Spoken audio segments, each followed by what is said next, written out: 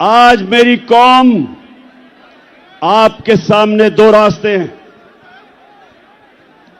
जब नमाज में अल्लाह से हम कहते हैं कि अल्लाह, एक ही चीज मांगते हैं अल्लाह से 5 वक्त की नमाज में कि अल्लाह उनके रास्ते पे लगा जिनको तूने नेमतें बख्शी, उनके रास्ते पे ना लगा जो तबाही के रास्ते पे निकल गए। पाकिस्तानियों, आप भी उधर खड़े हैं।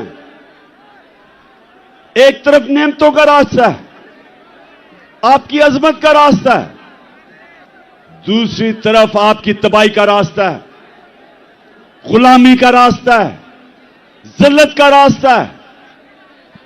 मौलाना रूमी, उसने बड़ी एक ऐसी बात की जो मुझे कभी नहीं भूली। उसने कहा कि जब अल्लाह ने तुम्हें पर दिए हैं उड़ने के लिए, क्यों चूंटियों की तरह जमीन पर रेंग रहे हो? पाकिस्तानियों, अल्लाह ने हमें पर दिए हैं। हमारा मुस्तकबिल यह नहीं है कि हम चूंटियों की तरह रेंगे। जो ऊपर आए फैसला करे कि जी आज तो ये चोर हैं, उनके ऊपर एक्शन ले, गवर्नमेंट गिरा दे। अगले दिन फिर बंद कमरों में फैसला हो कि नहीं जी, मैं अब एनआरओ दे दिया इनको, ये मैं गंगा में नहा के पाक हो गए हैं, और फिर उनको निकाले कि जी चोर हैं, और फिर उनको एनआरओ दे दे। और कौम अगर इस चीज को, अगर हम इन चीजों को, इस जुल्म को, इस नाइंसाफी को अगर कौम तस्लीम करती है, तो वो कौम के अंदर और भेड़ बकरियों में, गाय भैंसों में कोई फर्क नहीं है। इंसान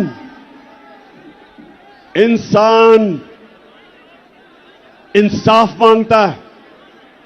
इंसानी माशरे में और जानवरों के माशरे में फर्क ही एक है। इंसानों के माशरे में इंसाफ होता है, जानवरों के माशरे में ताकतवर की हुक्मरानी होती है। पाकिस्तान अगर एक अजीम मुल्क नहीं बना तो उसकी एक वजह है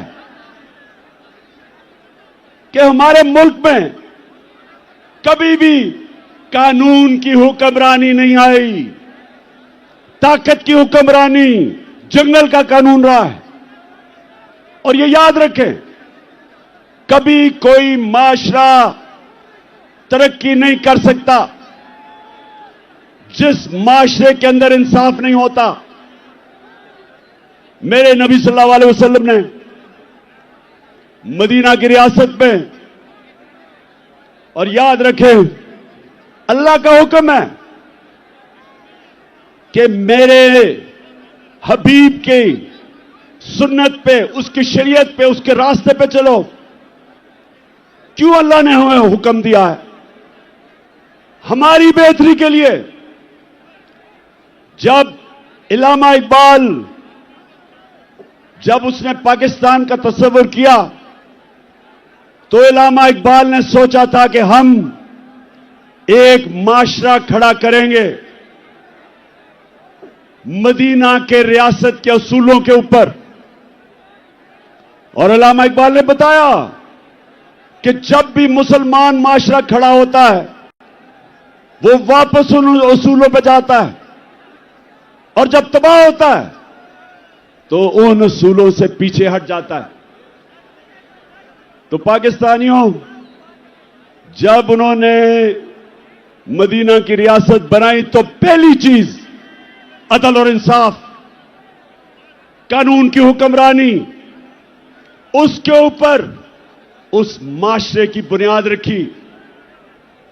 मेरी बेटी भी अगर जुर्म करेगी तो सजा मिलेगी, उन्होंने फरमाया, कोई कानून से ऊपर नहीं। और फिर बताया कि तुम्हारे से पहले बड़ी कौमें तबाह हुई, जो ताकतवर जब चोरी करता था, जुर्म करता था, उसको माशरा नहीं पकड़ता था, सिर्फ कमजोर को पकड़ता था।